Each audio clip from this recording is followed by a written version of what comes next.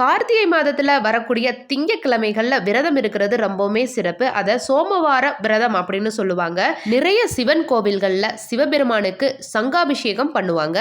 இந்த வருஷம் 2025 வரக்கூடிய கார்த்திகை மாதத்தில் 5 சோமவாரம் இருக்கு. நவம்பர் 17 நவம்பர் 24 அதுக்கப்புறம் டிசம்பர் 1 டிசம்பர் 8 டிசம்பர் 15 அப்படின்னு சொல்லிட்டு 5 சோமவாரம் இருக்குது. 5 நாட்கள்லையுமே வந்துட்டு விரதம் இருக்கிறது ரொம்பவுமே சிறப்புங்க. 5 வாரம் இருக்க முடியாதவங்க 3 சோமவாரத்திலேயாவது விரதம் இருந்தீங்க அப்படின்னா சகல தோஷங்கள் நீங்கி சகல சௌபாகியங்களும் கிடைக்கும் அப்படின்றது நிதர்சனமான உண்மை. அதுவும் இந்த வருஷம் திங்கக்கிழமை சோமவார பிரதோஷத்தோடையே ஆரம்பிச்சது. ஸோ அதனால் நம்ம வீட்டில் இருக்கக்கூடிய சிவபெருமானுக்கும் முருகப்பெருமானும் சிவனும் ஒன்று தான். 2 பேருக்கும் அபிஷேகம் பண்ணி 3 விதமான அபிஷேகம் பண்ணியிருந்தேன். பால், தயிர், திருநீர் இந்த 3 வச்சு அபிஷேகம் பண்ணிட்டு எனக்கு தெரிஞ்ச பாடல்கள் சிவபெருமானுக்கு சிவபுராணம், முருகபெருமானுக்கு வேல்மாறல் கந்தசஷ்டி கவசம் பாடி பாலும் அதில் நாட்டு சக்கரம் கொஞ்சம் ஏலக்காய் போட்டு நெய்வேத்தியம் வச்சிருந்தேன்.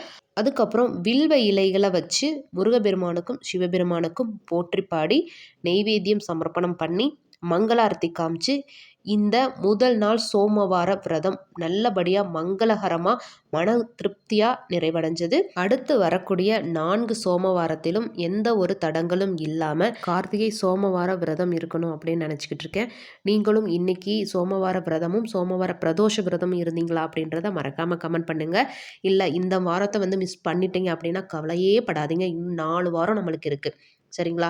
அதனால் வரக்கூடிய வாரங்களில் சோமவார விரதம் இருந்து சிவபெருமான் முருகபெருமானோட ஆசீர்வாதத்தை பெறலாம். இந்த கார்த்திகை மாதத்தில் வரக்கூடிய சோமவாரத்துக்கு மட்டும் இல்லைங்க, மற்ற மாதத்தில் வரக்கூடிய சோமவார பிரதோஷத்துக்கும் ஏன் இவ்வளோ சிறப்பு அப்படின்றத நீங்கள் எப்பயாவது யோசிச்சிருக்கீங்களா?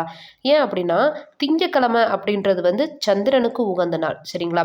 சந்திர பகவான் தனக்கு ஏற்பட்ட சாபத்தை போக்கணும் அப்படின்றதுக்காக சிவனை நோக்கி பயங்கரமாக தவம் இருக்கிறாரு.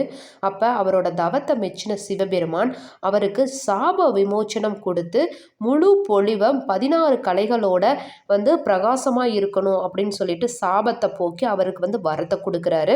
வரத்தை கொடுத்தது மட்டும் இல்லாம 3ஆம் பிறையை எடுத்து தன்னோட தலையிலையும் சூடிக்கிட்டாரு. அதனால தான் சிவபெருமானுக்கு சந்திர மௌலீஸ்வரர் அப்படின்ற பேர் கூட இருக்கு.